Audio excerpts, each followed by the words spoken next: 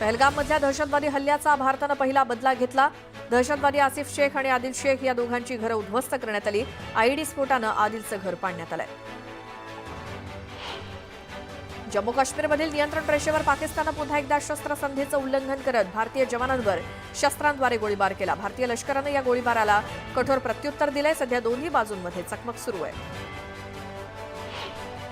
सिंधू पाणी वाटप करारावर आज गृहमंत्री अमित शाह यांच्या निवासस्थानी महत्त्वाची बैठक होणार आहे। पहलगाममध्ये झालेल्या दहशतवादी हल्ल्यानंतर केंद्र सरकारनं पाकिस्तानसोबतचा सिंधू पाणी करार स्थगित करण्याचा निर्णय घेतला। त्यावरती आज बैठक होणार असून या बैठकीला जलशक्ती मंत्री CR पाटलांसह केंद्रीय मंत्री देखील उपस्थित असतील। पहलगाममधील हल्ल्याच्या निषेधार्थ धरणगावमध्ये सर्वपक्षीय नेत्यांनी आणि सकल हिंदू बांधवांनी बंदची हाक दिली। सकाळपासून सर्व दुकानं बंद ठेवून कडकडीत बंद पुकारण्यात आले। पहलगाममधील हल्ल्याच्या निषेधार्थ सकल हिंदू समाजाच्या वतीनं जामनेर बंदची हाक देण्यात आली आहे। जामनेर शहरात कडकडीत बंद पाळण्यात आलाय।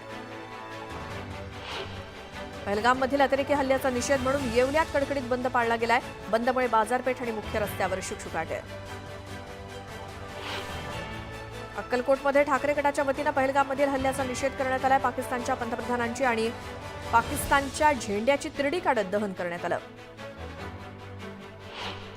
अहिल्यानगर जिल्ह्यातील पाथर्डीमध्ये पहलगाममधील हल्ल्याचा निषेध करण्यात आला। पाकिस्तान मुर्दाबादच्या घोषणाही यावेळी देण्यात आल्या। यावेळी भाजप, राष्ट्रवादी, RPI आणि हिंदुत्ववादी संघटना एकत्र आल्या होत्या।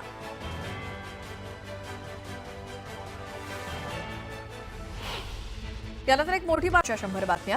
पहलगाममधील अतिरेकी हल्ल्याचा लोणावळा शहरात सर्वपक्षीयांकडून जाहीर निषेध करण्यात आला। अतिरेक्यांचा खात्मा करा, पाकला धडा शिकवा अशी मागणी करण्यात आली। पहलगाममधील हल्ल्याच्या निषेधार्थ आज नांदेड बंदची हाक देण्यात आली आहे। सर्वपक्षीय नेत्यांकडून नांदेड बंद पुकारण्यात आलाय। या बंदला नांदेडमध्ये चांगला प्रतिसाद मिळाला। त्या बंद दरम्यान सर्व पक्षीयांनी रॅली काढली। देहू रोड कॅन्टोन्मेंट बोर्डाच्या आर्मी छावणीमध्ये जम्मू काश्मीर खोऱ्यातील पहलगाममधील हल्ल्याच्या निषेधार्थ व्यापाऱ्यांनी जाहीर निषेध केला। यावेळी रॅली काढत पाकिस्तान मुर्दाबादच्या घोषणा देण्यात आल्या। दहशतवाद्यांच्या नांग्या ठेचा आणि बदला घ्या अशी मागणी करण्यात येते। दहशतवादी हल्ल्याचा सडेतोड बदला घेतला पाहिजे। दहशतवाद्यांना त्यांची जागा दाखवली पाहिजे असं विधान उपमुख्यमंत्री अजित पवारांनी केले। आपली भारतीय सेना दहशतवाद्यांना सोडणार नाही याचा मला विश्वास आहे असं देखील अजित पवार म्हणाले। पहलगाम हल्ल्याच्या पार्श्वभूमीवर झालेल्या सर्वपक्षीय बैठकीला ठाकरे गटानं दांडी बारली। यावरनं उपमुख्यमंत्री एकनाथ शिंदे यांनी उबाठावर निशाणा साधला। हेच काय ते राष्ट्रप्रेम? बाळासाहेबांचे नकली आवाज काढणाऱ्या लोकांकडून काय अपेक्षा ठेवणार असा सवाल त्यांनी केला।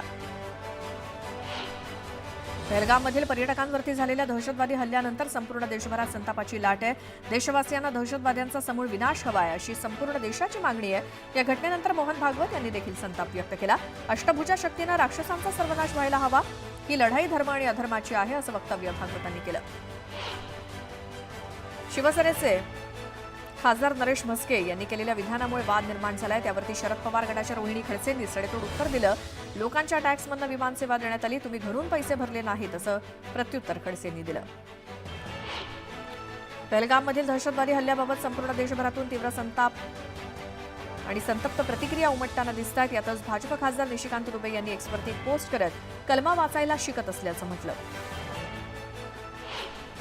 पहलगाममधील हल्ल्यातनं वाचलेल्या पावसकर कुटुंबियांची पालकमंत्री नितेश राणेंनी भेट घेतली। पावसकर कुटुंबियांकडून नितेश राणेंनी घडलेल्या घटनांची माहिती घेतली।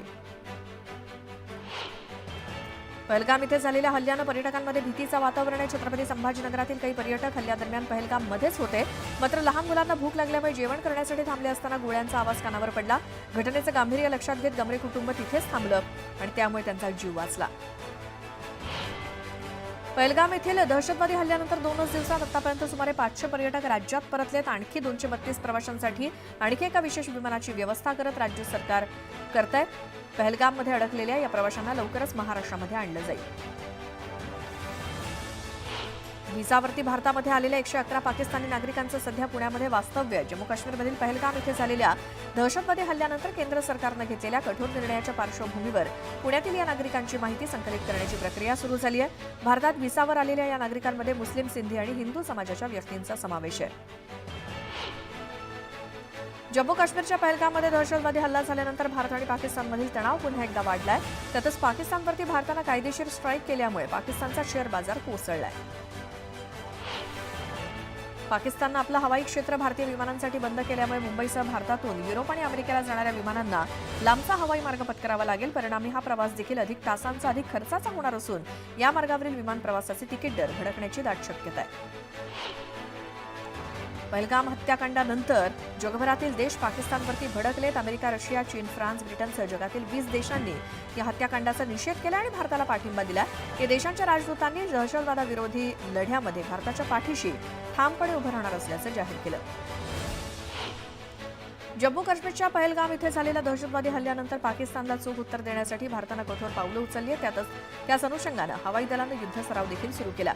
यावेळी राफेल जेट्सच्या नेतृत्वाखाली लढाऊ ताफ्याचं शक्तिशाली प्रदर्शन करण्यात आलं. काश्मीरमध्ये झालेल्या दहशतवादी हल्ल्यानंतर देशभरात चिंता व्यक्त होत असताना भारतीय नौदलानं स्वदेशी बनावटीच्या INS सुरतवरनं समुद्र सपाटीखालील लक्ष्यावरती अचूक क्षेपणास्त्र हल्ला केला. यातून भारतानं आपली सागरी ताकद आणि सामरिक सज्जता पुन्हा अधोरेखित केली आहे. पहलगाममधील हल्ल्याच्या निषेधार्थ भारतानं पाकिस्तान विरोधात कडक पावलं उचलायला सुरुवात केली. अटारी बॉर्डरवरती दररोज होणाऱ्या रिट्रीट सेरेमनीमध्ये बदल करण्यात आले. भारतीय गार्ड कमांडर आणि पाकिस्तानी गार्ड कमांडर यांच्यामध्ये प्रतिकात्मक हस्तांदोलनाची परंपरा बंद केली जाईल. शिवाय या कार्यक्रमादरम्यान दरवाजे देखील बंद राहतील. सिद्धिविनायक बिडवलकर खून प्रकरणी बिडवलकर कुटुंबियांनी शरद पवारांची भेट घेतली. बिडवलकर खून प्रकरणात आरोपींना शिक्षा होण्यासाठी या प्रकरणात लक्ष घालण्याची विनंती शरद पवारांना केली आहे. झिशान सिद्दीकी यांना दाऊद टोळीच्या नावानं धमकीचा मेल आला होता. या प्रकरणी पोलिसांनी गुन्हे शाखेकडे हे प्रकरण वर्ग केले. धमकीचा मेल अमेरिकेजवळच्या सर्व्हरवरनं पाठवण्यात आल्याचं तपासात निष्पन्न झालं. मंत्री जयकुमार गोरेंनी खेडचे उबाठाचे आमदार बाबाजी काळे यांना पक्ष बदलाचा सल्ला दिलाय. लोक कधी बाभळीच्या झाडाखाली उभे राहत नाहीत, लोक आंब्याच्या झाडाची सावली बघतात असं म्हणत गोरेंनी उबाठाला बाभळीच्या झाडाची उपमा दिली. उपमुख्यमंत्री आणि पुण्याचे पालकमंत्री अजित पवारांनी डीपीडीसीची बैठक बोलावली होती. यावेळी पुण्याचे पिंपरी चिंचवड पालिका आणि पुणे ग्रामीणचे अधिकारी उपस्थित होते. मात्र बारामतीच्या खासदार सुप्रिया सुळे आणि शिरूरचे खासदार अमोल कोल्हे यांनी बैठकीला दांडी मारली. अजित पवारांनी आजही आमची परीक्षा घेतली. सकाळी 8 वाजता कार्यक्रमाला आले. दादा नेहमीच परीक्षा घेतात आणि मग आमची अडचण होते असं मिश्किल वक्तव्य प्रकाश आंबेडकर यांनी केलं. नीलम गोरेंनी फडणवीसांचं शिंदे आणि अजित पवारांच्या कामाचं कौतुक केलं. अजितदादा सकाळी लवकर उठून कार्यक्रमाला लागतात. एकनाथ शिंदे रात्री उशिरापर्यंत काम करतात आणि मुख्यमंत्री दिवसभर काम करतात. त्यामुळे आमच्यासारख्यांची अडचण होते. आम्ही कधी काम करायचं असा सवाल गोरेंनी विचारला. पालघरमध्ये जलजीवन मिशन योजनेच्या कामामध्ये भ्रष्टाचार झाल्याची कबुली खुद्द पालकमंत्री गणेश नाईक यांनी दिली. निकृष्ट काम करणाऱ्या ठेकेदारांना काम सुधारण्याची संधी दिली असून त्यांनी दुरुस्ती करावी, अन्यथा कारवाई केली जाईल असे निर्देश गणेश नाईक यांनी दिले. पवार कुटुंब एकच आहे, मतभेद असू शकतात, मात्र निर्णय एकत्र येऊन घ्यावेत असं सूचक विधान रोहित पवारांनी केलं. त्यांच्या या वक्तव्यामुळे शरद पवार आणि अजित पवार यांच्यातील संभाव्य एकत्रतेच्या चर्चांनी जोर धरला. श्री छत्रपती सहकारी साखर कारखान्याच्या निवडणुकीसाठी 350 पेक्षा जास्त अर्ज आले. त्यातून 21 लोक निवडायचे तर सगळ्यांना समाधानी करता येत नाही. उमेदवारी नाही मिळाली तर काम करा, रुसवे फुगवे नाराजी दाखवू नका असं आवाहन उपमुख्यमंत्री अजित पवार यांनी केलं. बीडच्या आष्टी गावात किरकोळ वादातनं 2 गट भिडले. 2 गटात तुफान दगडफेक आणि हाणामारी झाली. खडकत गावात चौकामध्ये लावलेल्या झेंड्यावरनं वाद पेटला. भुसावळमध्ये पॅथॉलॉजी लॅबमध्ये निघणारा जैविक कचरा न्यायालयाच्या परिसरात मागील बाजूला सर्रासपणे फेकला जात असल्याचं समोर आलंय. त्यामुळे नागरिकांचं आरोग्य धोक्यात आलंय. निवेदन देऊन सुद्धा या संदर्भात कुणावरही अद्याप कारवाई करण्यात आलेली नाही.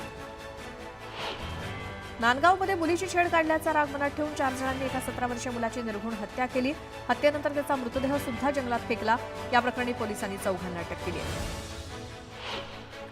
रायगड जिल्हा परिषदेच्या शाळेतील विद्यार्थी आता डिजिटल गुणवत्तेचे धडे गिरवणार आहेत. डिजिटल शिक्षणातून विद्यार्थ्यांना नवी दिशा मिळणार आहे.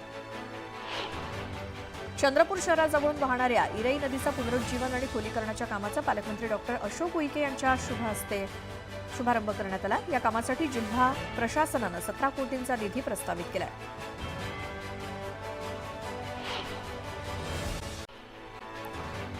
केंद्रीय लोकसेवा आयोगाचा अंतिम निकाल जाहीर झाला. यवतमाळ शहराची रहिवासी आदिबा अनम अशफाक अहमदनं भारतातून 142वा रँक प्राप्त केलाय.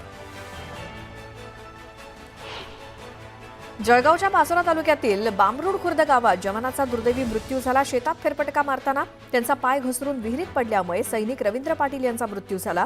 शासकीय इतमामात त्यांच्यावर अंत्यसंस्कार करण्यात आले. पुण्यातल्या फर्ग्युसन महाविद्यालयातील पाण्याच्या फिल्टरमध्ये अळ्या आढळल्या. याबाबतीत विद्यार्थ्यांनी संतप्त भूमिका घेतली. फिल्टरला हार घालून श्रद्धांजली वाहिली. अनेक दिवस फिल्टर साफ न केल्यामुळे फिल्टरमध्ये कचरा आणि अळ्या आढळल्या. हरियाणाच्या पिंजोर आणलेली 5 दुर्मिळ पांढरी गिधाडं ताडोबा अंधारी व्याघ्र प्रकल्पातल्या बोटेझरी इथल्या प्री रिलीज पक्षीगृहामध्ये सोडण्यात आली आहेत. यात 3 नर आहेत आणि 2 मादी गिधाडांचा समावेश आहे. शिरूर तालुक्यातली इमान गाव इथे बिबट्याच्या हल्ल्यात 95 वर्षीय वृद्ध महिलेचा मृत्यू झाला. वाढत्या तापमानामुळे घरासमोरील ओट्यावर झोपल्यामुळे पहाटेच्या सुमारास बिबट्यानं त्यांना ओढून देत उसाच्या फडात ठार केलं. या घटनेनंतर नागरिक आक्रमक झालेत. बिबट्याला जेरबंद करण्याची मागणी केली जाते. बुलढाणा जिल्ह्यातील अनेक गावात मागील अनेक दिवसांपासून नागरिकांना केस गळती आणि नख गळतीचा त्रास सुरू झालाय. त्यानंतर केंद्रानं 9 सदस्यांचं पथक स्थापन करून या भागाचा दौरा केला. लवकरच केंद्र सरकार राज्य सरकारला याबाबतचा अहवाल देणार आहे. 2023-24 या वार्षिक क्रमवारीत वर्ध्याच्या हिंगणघाट इथल्या बाजार समिती राज्यात अव्वल ठरली आहे. हिंगणघाट बाजार समितीला 200 पैकी 187 गुण मिळाले. नंदुरबार जिल्ह्यातील शहादा शहरात विद्युत रोहित्राला अचानक आग लागल्यामुळे धावपळ झाली. वर्दळीच्या ठिकाणी आग लागल्यामुळे नागरिकांचा देखील गोंधळ उडाला. डीपीवरती अतिरिक्त ताण आल्यामुळे आग लागण्याचा अंदाज वर्तवण्यात येतोय. साताऱ्यातील वाईमध्ये पाकिस्तानचा झेंडा आणि भारत देशाबद्दल अपशब्द मजकूर स्टेटसला ठेवण्यात आला. या प्रकरणी आरोपी शुभम कांबळेच्या मित्रानंच वाई पोलीस ठाण्यात तक्रार दिली. तक्रारीनंतर पोलिसांनी शुभम कांबळेला बेड्या ठोकल्या. मलकापुरातील धक्कादायक माहिती समोर येते. तुझ्या मुलाला परीक्षेत पहिला क्रमांक देऊ असा आमिष दाखवत विद्यार्थ्याच्या आईवर शाळेतल्या 2 शिक्षकांनी अत्याचार केला.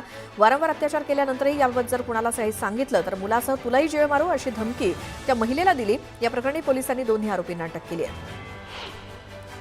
नाशिकच्या काटेगल्ली परिसरातील दगडफेक प्रकरणी पोलिसांवरती झालेल्या दगडफेकीत आरोपी असलेल्या समीर पठाणचा जुगार अड्डा पोलिसांकडून उद्ध्वस्त करण्यात आला. गुन्हे शाखेने छापा टाकत 70 लाखांचा मुद्देमाल जप्त केला.